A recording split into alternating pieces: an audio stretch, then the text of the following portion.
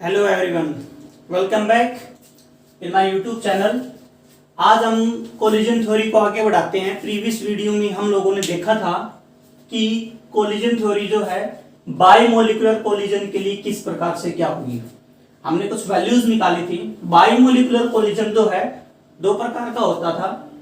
पहला कि कोलाइडिंग जो मॉलिक्यूल है वो डिफरेंट हो सकते थे, या जो कोलाइडिंग मॉलिक्यूल हैं वो सिमिलर हो सकते हैं। बायोमोलिकुलर केस में डिफरेंट के लिए एग्जांपल क्या था कि A plus B change into P, और इस केस में क्या था कि A और A दोनों मिलके क्या बना देंगे, प्रोडक्ट। ऐसा कुछ हम लोगों ने प्रीवियस वीडियो में किया था, इसको फुली एक्सप्लेन किया था, और कुछ मैथमेटिकल्स जो एक्सप्रेशन है वो हम लोगों ने कैलकुलेट किए थे, जो कि क्या थी। जैसे कि अगर मैं बात करूं डिफरेंट रिएक्टिंग मॉलिक्यूल के केस में जो रेट निकल के आई थी वो क्या थी, सिग्मा ए बी का square under the root of 8 pi R T capital M plus capital M B divide by capital M A dot capital M B dot e की power minus E A by R T dot N A dot N B into row.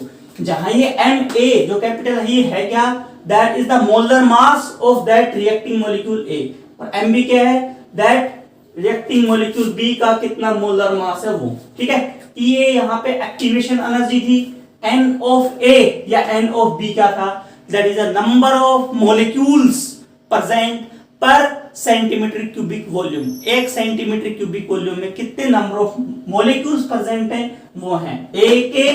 N A मतलब number of reacting molecule of A present per centimetre cubic, and NB is the number of molecule of B present per unit cubic। यहाँ ये जो रो है ये क्या बताता है अपने को, ओरिएंटेशन फैक्टर, कि ड्यूरिंग कोलिजन मॉलिक्यूल का किस प्रकार का ओरिएंटेशन रहेगा वो अपने को क्या बताएगा, ये orientation factor rho. Sigma A B यहाँ पे क्या है, that is the collision diameter है ए बी मॉलिक्यूल्स का। ठीक है, सिमिलरली रेट के कॉरस्पॉन्डिंग हमने रेट कांस्टेंट निकाला था जिसकी वैल्यू कुछ इस प्रकार से आई थी कि सिग्मा ऑफ ए बी का square is equal sigma of A B का square under root of 8 pi R T M of A plus M of B upon M A plus M B dot E की power minus E upon R T dot rho. And जो Boltzmann factor है जो Arrhenius है, भाई जब हमने इसे collision theory को जब कंपेयर किया था आर्हेनियस से, तो क्या वहां पे जो बोल्ट्जमान फैक्टर था या पीए का, वहां पे सिंपली जो कोलिजन फ्रीक्वेंसी थी जो एक प्रकार से हमें फ्रीक्वेंसी फैक्टर जो बता रहा था कि कितने नंबर ऑफ कोलिजन होंगे पर सेकंड पर सेंटीमीटर क्यूबिक वॉल्यूम में और एक सेकंड में, दैट इज कितने आते, that is this sigma A B का square pi under root of pi 8 pi R T M of A plus M of B upon M A dot M B into rho. ठीक है, ये according to collision theory क्या है, frequency factor है। Similarly हमने similar जब reacting molecule थे तब कुछ वैल्यूज निकाली थी जो कि आपके सामने है। ठीक है, ये इनका आप पूरा एक्सप्लेनेशन आप प्रीवियस वीडियो में आप जाके देख सकते हो। फिर हमने क्या था कि ये जो वैल्यू निकली रेट की, रेट कांस्टेंट की, ए की, चाहे वो डिफरेंट मॉलिक्यूल का कंसेप्ट हो चाहे सिमिलर रिएक्टिंग मॉलिक्यूल हो बायोमोलिकुलर के केस में, तो ये जो वैल्यूज थी वो इन टर्म ऑफ मॉलिक्यूल्स की टर्म में थी। ये क्या थी, इन टर्म ऑफ मॉलिक्यूल्स की टर्म में। हम लोगों ने क्या किया था, इन मॉलिक्यूल की टर्म में जो भी वैल्यूज आई थी उनको मोलर कंसंट्रेशन में चेंज किया था। कैसे किया था कि मोलर कंसंट्रेशन जो टर्म थी वो किस प्रकार से ऑब्टेन्ड होगी, जो ये वैल्यूज हुई हैं इनको मैं मल्टीप्लाई कर दूं n की पावर 3 इंटू में n से मल्टीप्लाई कर देता हूं, तो ये यहाँ पे क्या आ जाएगा, जब इन टर्म्स को 10 की पावर 3 इंटू n, जैसे कि फॉर एग्जांपल मैं यहाँ पे यदि ये कहूं कि रेट जो है 4 sigma square pi R T upon M A dot E की power E upon R T dot N square dot rho into में 10 की पावर 3 अपॉन n, ये क्या आ गया, दैट इज द क्या आ गया यहाँ पे, ये रेट आ गया किस टर्म में, in term of molar concentration. ठीक है, सिमिलरली यहाँ पे 10 की पावर 3 अपॉन n से मल्टीप्लाई कर दूंगा यदि मेरे को रेट कांस्टेंट निकालना है मोलर कंसंट्रेशन के टर्म में। तो सिमिलरली बोल्ट्जमान फैक्टर यदि निकालना है in term of molar concentration तो मैं किससे मल्टीप्लाई कर दूंगा, 10 की पावर 3 अपॉन n, जहां ये n है एवोगैड्रो नंबर जिसकी वैल्यू होती है 6.023 10 की पावर 23 मॉलिक्यूल्स। ठीक है। आई होप ये जो पूरी जो भी थ्योरी है कोलिजन थ्योरी की, पूरा जो थ्योरी पार्ट है in case of biomolecular collision हम किस प्रकार से रिएक्शन कर रहे एक्सप्लेन कर सकते हैं by the using of collision theory, वो हमने फुल डिटेल से स्टडी किया है। आज हम करेंगे यूनिमोलिकुलर केस में क्या होगा। यूनिमोलिकुलर के केस में क्या होगा। यूनिमोलिक्यूल का मतलब यानी कि हमें जो अब की बार प्रोडक्ट कन्वर्ट करना है वो सिंगल एक रिएक्टिंग मॉलिक्यूल को ही कन्वर्ट करना है। देखो मैं पहले एक्सप्लेन करता हूं। फॉर एग्जांपल मेरे पास ये है भाई A plus A change into P, ठीक है ये है। और मेरे पास दूसरा एक एग्जांपल है दैट इज दिस कि A plus A change into ये, हाँ मुझे नहीं पता क्या बना है, that is the product P, ठीक है। अगर अब देखो इन दिस केस यहाँ कोई एक कोई भी इंटरमीडिएट स्टेज बन गई, यहाँ पे क्या है कोई एक इंटरमीडिएट स्टेज है, मुझे नहीं पता वो है क्या नहीं है, वो हम बाद में डिस्कस करेंगे। फिलहाल ये देखो यहाँ जो है ये ए मॉलिक्यूल और ये ए मॉलिक्यूल, जब दो मॉलिक्यूल थे ए या ए बी, दोनों टकराए और प्रोडक्ट में कन्वर्ट हो गए, दोनों टकराए और प्रोडक्ट में कन्वर्ट हो गए। कोलिजन के कारण क्या हुआ, इन मॉलिक्यूल्स की एनर्जी समथिंग बढ़ गई, इन मॉलिक्यूल्स की एनर्जी बढ़ गई। कितनी रिएक्शन को कितनी एनर्जी की रिक्वायरमेंट थी, दैट इज एक्टिवेशन एनर्जी, जो कि हम इस एनर्जी प्रोफाइल डायग्राम इस प्रकार से हम निकालते थे। यहाँ प्रोग्रेस ऑफ रिएक्शन था, यहाँ एनर्जी की टर्म थी, इस प्रकार से ग्राफ आता था, ये रिएक्टेंट ये प्रोडक्ट, ठीक है। ये जो गैप है इस गैप को हम क्या नाम देंगे, that is the E of A, ठीक है। यानी कि रिएक्टिंग मॉलिक्यूल को EA एनर्जी की रिक्वायरमेंट है। ये EA एनर्जी कहां से ऑब्टेन्ड होती थी, जब मॉलिक्यूल कोलिजन करता था तब होती थी, ठीक है। तो ये यहां पे जो कोलिजन हुआ है दैट इज द क्या हुआ है, बाई मोलिकुलर कोलिजन। क्यों, दो मॉलिक्यूल टकराए और सीधा प्रोडक्ट में कन्वर्ट हो गए। अब दूसरी कंडीशन ये है ए या A दोनों टकराए बट प्रोडक्ट में कन्वर्ट नहीं हुए, दोनों टकराए बट प्रोडक्ट में कन्वर्ट नहीं हुए। इट मींस ये जो कोलिजन हुआ है ये बायोमोलिकुलर कोलिजन नहीं होगा, मतलब अकॉर्डिंग टू कोलिजन थ्योरी ये बायोमोलिकुलर कोलिजन नहीं होगा। क्यों, इससे प्रोडक्ट जो है वो फॉर्म्ड हुआ ही नहीं। तो क्या परिस्थिति हो सकती है, देखो परिस्थिति ये हो सकती है कि जब दो डिफरेंट मॉलिक्यूल या दो सेम रिएक्टिंग मॉलिक्यूल जब टकराएं, यहाँ पे दो सेम रिएक्टिंग मॉलिक्यूल जब आपस में कोलिजन करें तो क्या होता है, ये रिएक्टेंट प्रोडक्ट में कन्वर्ट होता है, ठीक है। प्रोडक्ट में होने से पहले कुछ ना कुछ टाइम वहां पे कंज्यूम होता है, 1 सेकंड कंज्यूम हो गया, 2 सेकंड कंज्यूम हो गया, वो टाइम कहाँ यूज हुआ, ये किसने एक्सप्लेन किया था जी, यूनिमोलिकुलर कोलिजन है। जिसको किसने एक्सप्लेन किया, लिंडेमान जी थे, साइंटिस्ट का नाम है। 1992 में इन्होंने इस चीज को एक्सप्लेन किया। क्या कहा कि जब दो रिएक्टिंग मॉलिक्यूल आपस में कोलिजन करेंगे और प्रोडक्ट बनेगा तो प्रोडक्ट बनने में कुछ टाइम स्पेंड होता है, वो जो उस टाइम स्पेंड के दौरान क्या हुआ क्या नहीं हुआ वो किसने किया था एक्सप्लेन, 1992 के अंदर लिंडेमान साहब ने किया था। उन्होंने कहा जैसे यूनिमोलिकुलर कोलिजन की बात हो, यूनिमोलिकुलर में हम क्या पढ़ते हैं कि A किस में कन्वर्ट हो गया, दैट इज P। तो ये इस A के पास जो एक्टिवेशन एनर्जी आई है वो कहां से आई, यानी कि how do molecule in unimolecular reaction attain their energy of activation, किस प्रकार से इस A मॉलिक्यूल ने जब ये यूनिमोलिकुलर कोलिजन शो कर रहा था तो कैसे इस मॉलिक्यूल ने एक्टिवेशन एनर्जी को अक्वायर किया, वो किसने एक्सप्लेन किया, दैट एक्सप्लेन किया लिंडेमान साहब ने। उन्होंने क्या कहा, उन्होंने ये कहा इसका अगर मैकेनिज्म देखें इसका, तो देखो इसका यदि हम मैकेनिज्म देखें तो यहाँ पे क्या होता है, उन्होंने कहा कि ये जो मॉलिक्यूल थे चाहे सेम हो सकते हैं डिफरेंट हो सकते हैं, कोलाइड यदि करेंगे तो एक इक्विलिब्रिया सेटअप होगा। एक जो ए मॉलिक्यूल है उसकी एनर्जी समथिंग थोड़ी सी क्या हो जाएगी, बढ़ जाएगी, और दूसरे की एनर्जी क्या हो जाएगी, घट जाएगी। सही बात हुई। ये मॉलिक्यूल थे आपस में टकराए, प्रोडक्ट में कन्वर्ट होने से पहले क्या हुआ, इसकी मान लो एनर्जी बढ़ जाए, इसकी घट जाए, पॉसिबिलिटी है और अपने को पॉसिबिलिटी लेके ही चलना है। पॉसिबिलिटी हो गई a प्लस ए दोनों मिलके क्या बना दिया, ए स्टार और ए। ठीक है, अब इस ए स्टार के पास पॉसिबिलिटी है कि ये ए स्टार के पास ये पॉसिबिलिटी है कि ये जो ए स्टार है वो इस कम एनर्जी वाले मॉलिक्यूल के साथ रिएक्ट करे और वापस बैक क्या बना दे, रिएक्टिंग मॉलिक्यूल बना दे।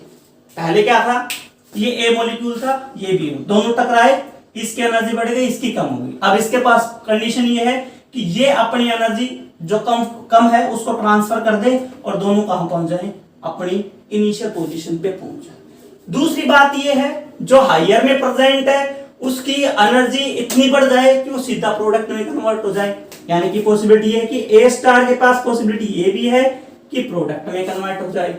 और अगर ये एक मॉलिक्यूल, एक रिएक्टिंग मॉलिक्यूल यदि प्रोडक्ट में कन्वर्ट होता है, एक इस ए मॉलिक्यूल का डिसोसिएशन हुआ है, एक मॉलिक्यूल का डिसोसिएशन हुआ है और किसका फॉर्मेशन हुआ है, प्रोडक्ट का, तो यहां जो कोलिजन हुआ that collision is known as the molecular collision. ठीक है, ऐसा नहीं कि कोलिजन दो मॉलिक्यूल के बीच में हुआ नहीं, हुआ जरूर है, दो रिएक्टिंग मॉलिक्यूल थे जरूर, आपस में टकराए भी, बट दो रिएक्टिंग मॉलिक्यूल थे जरूर, आपस में टकराए भी, बट दोनों प्रोडक्ट में कन्वर्ट नहीं हुए। प्रोडक्ट में कन्वर्ट होने से पहले कुछ टाइम कंज्यूम करते हैं, कुछ टाइम ये स्पेंड करते हैं। उस टाइम लैग के दौरान ये जो मॉलिक्यूल हैं, एक की एनर्जी बढ़ जाती है, दूसरे की घट जाती है। उसी टाइम लैग में ये जो मॉलिक्यूल है, जो हायर एनर्जी मॉलिक्यूल था, ये क्या करता है, या तो अपनी एनर्जी लॉस करके वापस इनिशियल पोजीशन पे आ जाएगा, या इसकी एनर्जी इतनी बढ़ जाएगी कि अपने बॉन्ड क्या कर ले, ब्रेक कर ले और किस में कन्वर्ट हो जाए, प्रोडक्ट में कन्वर्ट हो जाए। और अगर ये हाईली एनर्जेटिक मॉलिक्यूल, ये क्या है, highly energetic molecule, highly energetic molecule, ठीक है, ओके, ये किस में कन्वर्ट हो जाए, प्रोडक्ट में, तो कौन सा कोलिजन हुआ, that is called the unimolecular collision. ये तो थी इसकी थ्योरी कि किस प्रकार से यूनिमोलिकुलर कोलिजन के दौरान प्रोडक्ट का फॉर्मेशन होता है। ठीक है, आई होप समझ में आया होगा। अब क्वेश्चन ये आया, अगर है तो इसका रेट किस प्रकार से निकालें। क्वेश्चन है कि रेट किस प्रकार से निकालें, तो सबसे पहले वही देखते हैं, रेट निकालते हैं, देखना किस प्रकार से रेट निकलेगा। ठीक है, देखते हैं। टॉपिक का नाम क्या है, टॉपिक का नाम है rate in unimolecular collision. Okay, तो यहां पे रिएक्शन क्या हुई थी, फिर से लिखता हूं। स्टेप नंबर फर्स्ट में क्या हुआ था कि ए और ए मॉलिक्यूल कोलाइड हुए थे, ए स्टार और ए बन गए। ये जो ए स्टार था वो क्या था, मैं लिख देता हूं, ये ए स्टार था वो क्या था, हाईली एनर्जेटिक मॉलिक्यूल। ओके, अब हाईली एनर्जेटिक मॉलिक्यूल के पास पॉसिबिलिटी ये है कि ये हाईली एनर्जेटिक मॉलिक्यूल वापस इस कम एनर्जी वाले मॉलिक्यूल को अपनी एनर्जी ट्रांसफर करके वापस बैक इनिशियल स्टेट में चला जाए। दूसरी पॉसिबिलिटी ये भी है कि ये जो हाईली एनर्जेटिक मॉलिक्यूल है ये प्रोडक्ट में कन्वर्ट हो जाए, और यदि ये प्रोडक्ट में कन्वर्ट होता है तो इसको हम क्या नाम देंगे, यूनिमोलिकुलर कोलिजन।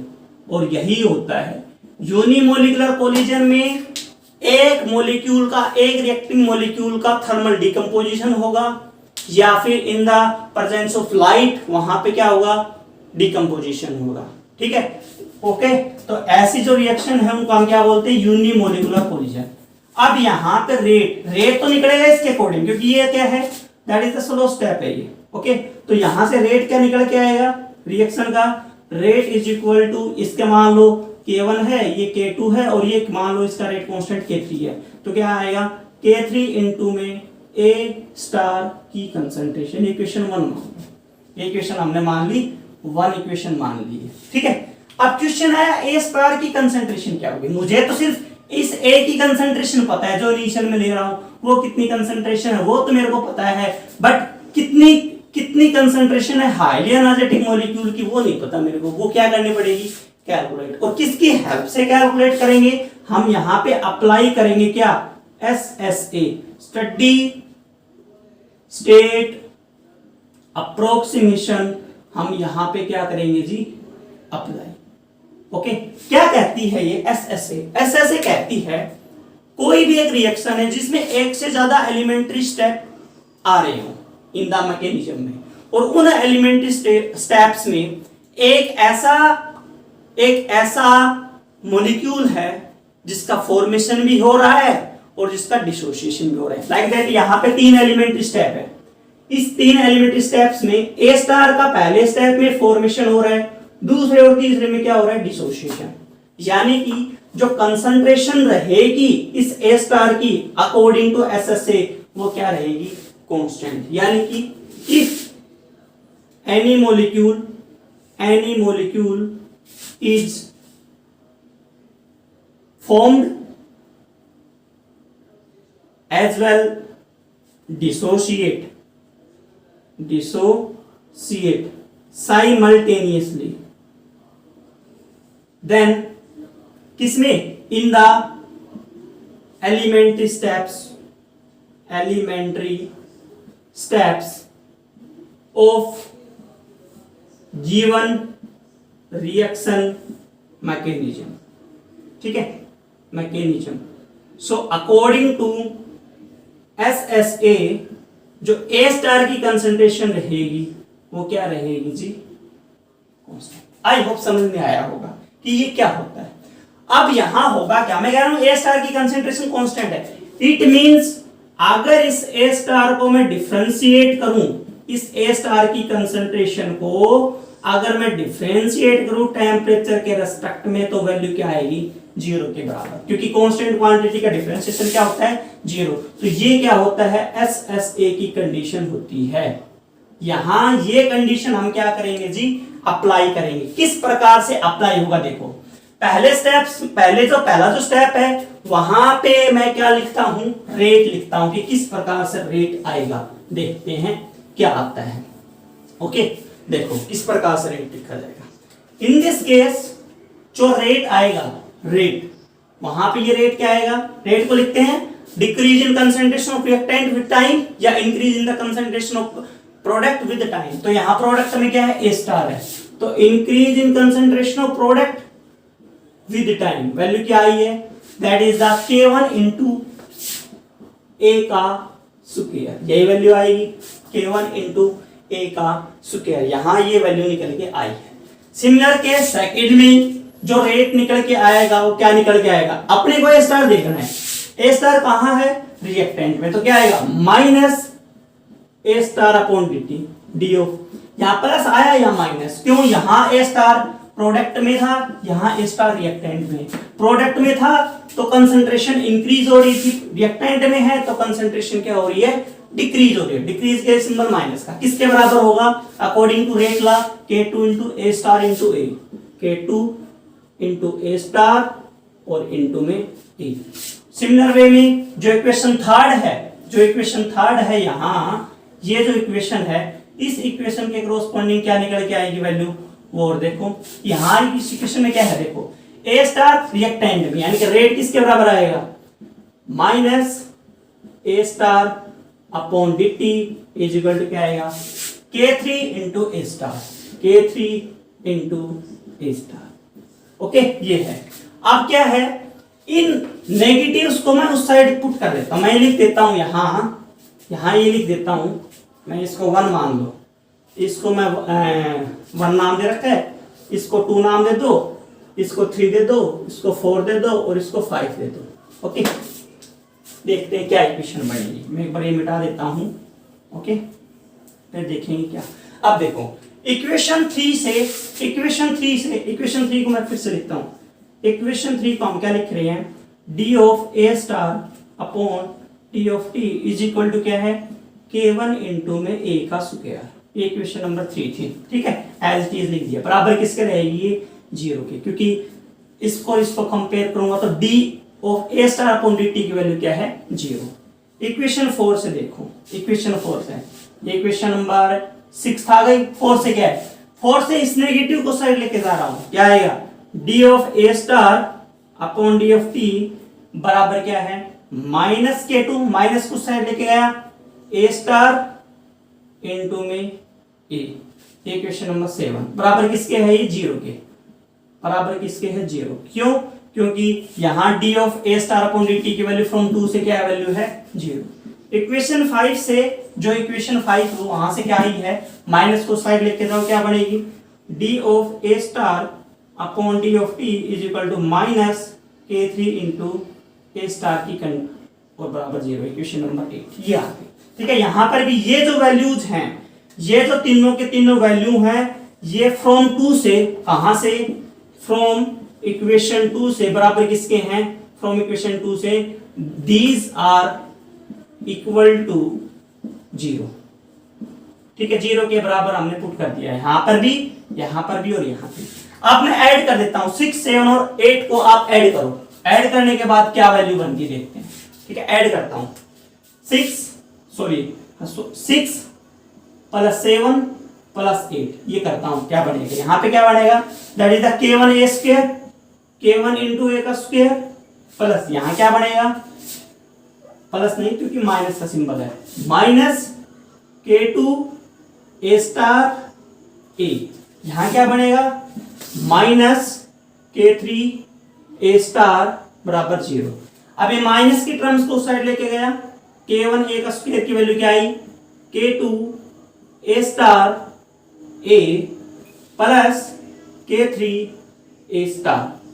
ठीक है, a स्टार कॉमन ले लो, वैल्यू किसके बराबर आएगी, k2 इंटू ए प्लस में k3, किसके बराबर आया, k1 a का स्क्वायर। तो a स्टार की वैल्यू यहां से क्या आई, a स्टार की वैल्यू आई k1 a का स्क्वायर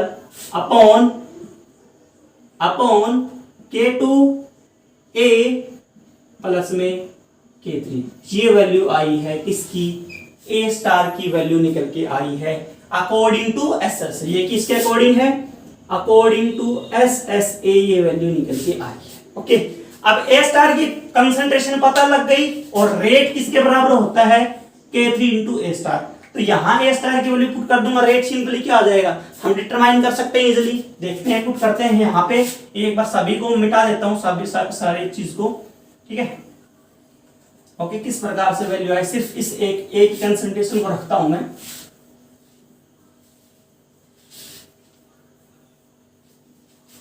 देखो क्या आएगा, यूनिमोलिकुलर कोलिजन पढ़ रहे हैं हम, यूनिमोलिकुलर कोलिजन थ्योरी। यहां से क्या था, मैं साइड में लिख रहा हूं कि A प्लस A मिलके बना रहे थे A स्टार प्लस A, यहां rate constant k1, A star plus A वापस बैक मिलके क्या बन जाता था, A plus A constant k2, और A स्टार k3 में कन्वर्ट किस में हो जाता था, प्रोडक्ट में। ओके, तो यहां से जो रेट निकल के आई थी वो क्या थी, k3 इंटू ए स्टार की कंसंट्रेशन, और ए स्टार की वैल्यू हम लोगों ने फाइंड आउट कर ली। ये भी लिख देता हूं साइड में, कितनी है, k1 a का स्क्वायर अपॉन में k2 इंटू ए की कंसंट्रेशन प्लस में KO3, ये वैल्यू आई है अकॉर्डिंग टू SSA। अब देखो यहां पुट कर देता हूं, रेट की वैल्यू क्या आएगी, k3, यहां पे वैल्यू पुट करो, इंटू k1 a का स्क्वायर अपॉन में k2 डॉट a प्लस में k3, ये क्या आया है, रेट निकल के आया है किसमें, for a unimolecular collision reaction, unimolecular collision reaction में। ओके, किसके अकॉर्डिंग, अकॉर्डिंग टू कोलिजन थ्योरी या अकॉर्डिंग टू लिंडेमान थ्योरी, क्योंकि सर लिंडेमान ने इसको एक्सप्लेन किया था 1992 में। ठीक है, अब क्वेश्चन ये आया कि ये थ्योरी अपने को बताती क्या, देखो या कुछ कंडीशन आएंगे, केसेस आएंगे। केस नंबर फर्स्ट मानता हूं क्या, यहां मान लेता हूं कि भाई ए की कंसेंट्रेशन जो है मैं बहुत हाई ले रहा हूं, इज वेरी हाई, बहुत ज्यादा कंसेंट्रेशन है ए की। यदि ज्यादा कंसेंट्रेशन होगी तो यहां होगा क्या, यहां ये होगा, देन क्या होगा कि जो K2 इंटू में A है is very very greater than to K3, it means K2, that means K2 into A plus K3 is nearly equal to क्या है, K2 इंटू A। क्यों, क्योंकि A की और यहाँ पे वैल्यू जो है बहुत ही एक्सेस है। ये मान लो इक्वेशन 9 है, ठीक है। तो सो फ्रॉम इक्वेशन 9 जो रेट आएगा वो क्या आएगा देखते हैं। यहाँ पे क्या है, K3 K1 A का स्क्वायर अपॉन यहाँ क्या है, यहाँ इस पूरी की जगह सिर्फ क्या रखूंगा, K2 इंटू में A से कैंसिल होगा, A की वैल्यू क्या बची, K3 K1 upon K2 dot में A। तो ये जो है इसको मैं मान लेता हूं सारा का सारा कांस्टेंट है, that is the capital K, ठीक है। तो यहां से जो रेट निकल के आएगी, रेट क्या आएगी, that is the capital K into A की कंसंट्रेशन। यानी कि ये किस प्रकार की रिएक्शन हुई, that is the first order reaction हुई, फर्स्ट ऑर्डर रिएक्शन हुई। यानी कि यूनिमोलिकुलर कोलिजन में यदि कंसंट्रेशन रिएक्टेंट की बहुत एक्सेस में ले लूं तो वहां पे जो रिएक्शन का ऑर्डर आएगा वो कैसा आएगा, ऑर्डर फर्स्ट ऑर्डर रिएक्शन कहलाएगी। बट दूसरे कंडीशन में देखो, केस नंबर सेकंड में मैं क्या कह दूं कि जो A है वो वेरी लो है, वो क्या है, वेरी लो। तो इस केस में क्या होगा, देन जो K2 A जो वैल्यू आएगी, K2 इंटू में A जो वैल्यू होगी वो क्या होगी, very very small than K3। It means K2A plus K3 is nearly equal to किसके आएगा, K3। सो इक्वेशन 9 क्या कहती है, सो फ्रॉम इक्वेशन 9 जो रेट निकल के आएगा वो कितना निकल के आएगा, रेट निकल के आएगा that is the K3 K1 A का square upon this quantity is equal to K3, that is the K3 से K3 कैंसिल, जो रेट निकल के आया क्या आया, that is the K1 A का स्क्वायर, ये निकल के आया है रेट। यानी कि अगर यहां कंसंट्रेशन रिएक्टेंट की बहुत लो है तो जो ऑर्डर है रिएक्शन का वो कैसा आया है, that is the second order reaction. और यही कहती है यूनिमोलिकुलर कोलिजन थ्योरी या लेंडेमान थ्योरी। ओके, आई होप कि आप लोगों को ये जो बातें हैं वो समझ में आई है। फिर से समझ लो क्या कह रहा हूं, मैं कह रहा हूं कि थ्योरी समझा देता हूं। ये दो रिएक्टेंट मॉलिक्यूल थे, यहां A plus A, step number first है ये पहला स्टेप, ये सेकंड स्टेप, ये third step, step number first, step number second and step number third. Okay, step number first में क्या है, दो रिएक्टेंट मॉलिक्यूल थे, दोनों टकरा के यदि प्रोडक्ट बन जाते हैं तो ये यूनिमोलिकुलर कोलिजन नहीं होगा, ये कौन सा होगा, बाइमोलिकुलर कोलिजन। अब बाइमोलिकुलर कोलिजन के अंदर क्या हुआ, कोलिजन टकराया, प्रोडक्ट में वो कन्वर्ट। कोलिजन और प्रोडक्ट के फॉर्मेशन के दौरान कुछ न कुछ टाइम पीरियड रहेगा, कुछ न कुछ टाइम स्पेंड जरूर होगी रिएक्शन में, ठीक है। उस टाइम पीरियड के दौरान, उस टाइम लैग के दौरान क्या हुआ ये दो मॉलिक्यूल थे, चाहे सिमिलर या डिफरेंट, टकराए, कोलाइड किए, प्रोडक्ट में कन्वर्ट होने की बजाय इसकी एनर्जी बढ़ गई, इसकी एनर्जी घट गई। अब जो हाईली एनर्जेटिक मॉलिक्यूल है इसके पास पॉसिबिलिटी है या तो ये अपनी एनर्जी लॉस करके वापस रिएक्टेंट बन जाए, इनिशियल स्टेट पे आ जाए, या ये जो मॉलिक्यूल है रिएक्टिंग मॉलिक्यूल ये किस में कन्वर्ट हो जाए, दैट इज द प्रोडक्ट में, ठीक है, दैट इज द प्रोडक्ट में कन्वर्ट हो गया। तो यहां से जो रेट निकल के आएगी वो ये निकल के आएगी K3.K1 A का square K2 into A plus K3।